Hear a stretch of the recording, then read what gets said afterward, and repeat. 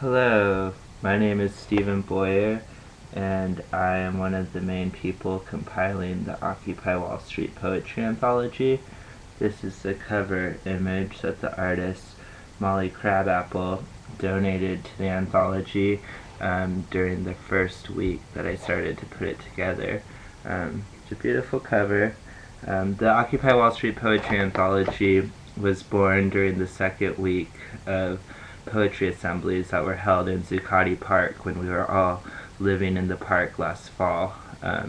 The poetry assemblies were open to everyone. People would just come in off the street and join the crowd that had gathered to share poems. And during the second poetry assembly, I felt it was necessary that the assembly became archives, so I suggested starting an anthology which would be open to everyone. I had no idea how big the anthology would become. It's now over 1,000 pages. It's online as a PDF, and people from all over the world have sent poems in all sorts of languages, and there's many variations on what a poem is to people. For example, one of the occupiers who was there the night of the raid, Kevin Chenin, sent in this as a poem. This is a receipt he received from NYPD when he went to get his stuff back from the storage facility. And if you can't read it, it says 2 Sub-Zero sleeping bags, 1 large orange tent, 2 large orange rubber tarps, 1 white Eddie Bauer down winter coat, 1 right to free speech, 1 right to peaceably assemble, 1 right to protect against illegal search and seizure, and 1 democracy. These were the items that the poet Kevin Schenenberger asked for when he went to get his stuff back from the police station. Another example of an interesting idea of what a poem means is from the artist Sharon Rosenzweig, who sent in multiple cartoons with little statements that people had made that she met in and around Zuccotti Park. This is the image of the famous pie man, Aaron Kay. He's famous for having pied Nixon back in the 70s, I think it was. And if you can't read it, it says, "I'm here every day. I haven't seen any anti-Semitism. There was one nutcase. He had a sign that said, 'Jews control the banks.' Sources tell me some Jewish militants jumped him a few blocks away.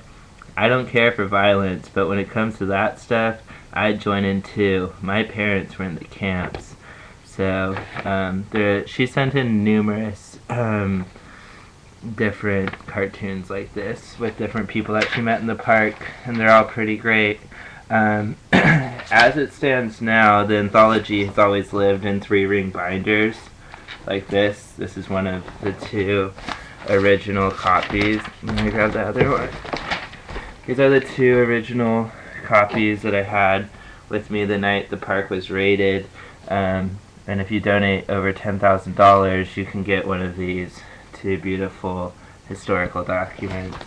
And as much as I like having all of these poems in binders, as you can tell, they're bursting from 3-ring binders, and I think it's time that we bind them as actual books so that they can sit next to all the other beautiful books in special collections all over the world, or sit in your house, because this is a very unique document. It's the largest document that has been born from the Occupy Wall Street movement. It includes anyone that wants to add to it, whether you're a supporter or not a supporter of Occupy Wall Street. You have just as much right to be in the poetry anthology. For the month of the campaign will be the last month that I'll be accepting poems to the anthology, which means that the project lasted for about, I think, 8 months or so. And So who knows, it could be another 1,000 pages added to it before it actually goes to the printer. The money that you are donating will help cover the printing costs, the shipping and handling cost, and the storage fees that are going to incur through bringing this book out in a way that's able to reach a larger audience. And also, I'm really happy to do it this way instead of through a publishing house, because every publishing house wants to, edit things out or change things around to meet particular requirements, where if we do it ourselves and don't cower to publishing standards, we can print the book in a way that remains true to the inclusive nature that inspired its creation. And I think that's really important, because I feel like this book kind of represents the soul of Occupy Wall Street. And if we lose that inclusive structure that created it, then I don't think it would be an adequate representation of the soul behind the movement that is swept across the world.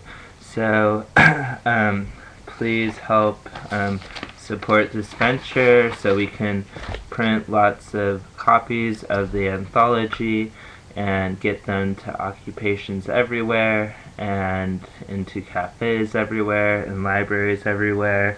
And I will read one last poem. There's tons and tons of poems, so it's really hard to decide which one to read, but I really like this one. It's called To the Occupation by a poet named Germ, who is still running around with Occupy NYC. Germ's been there since the very beginning.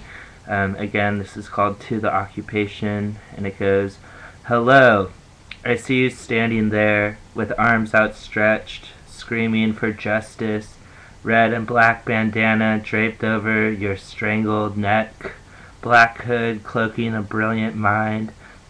Hello there, I hear you as well, crowd, all you listeners and echoers, chanting the day's news for all. Hello there, I see you too, sign bearer, creatively parading your opinions to skeptical onlookers while you cry inside. I hear those cries and I take them in. Oh, the musicians, the saxophones, trombones, and drums. Oh, those drums, the thunder to our lightning, how they move our spirits and beckon us to battle as in the days of Jericho." Again, that poem is called To the Occupation by Germ. There's a lot of videos of the poetry assemblies around YouTube that you can find if you want to see more.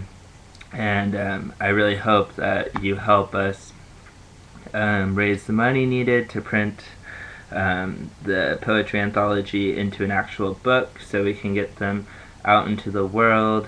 And that's all. Thank you.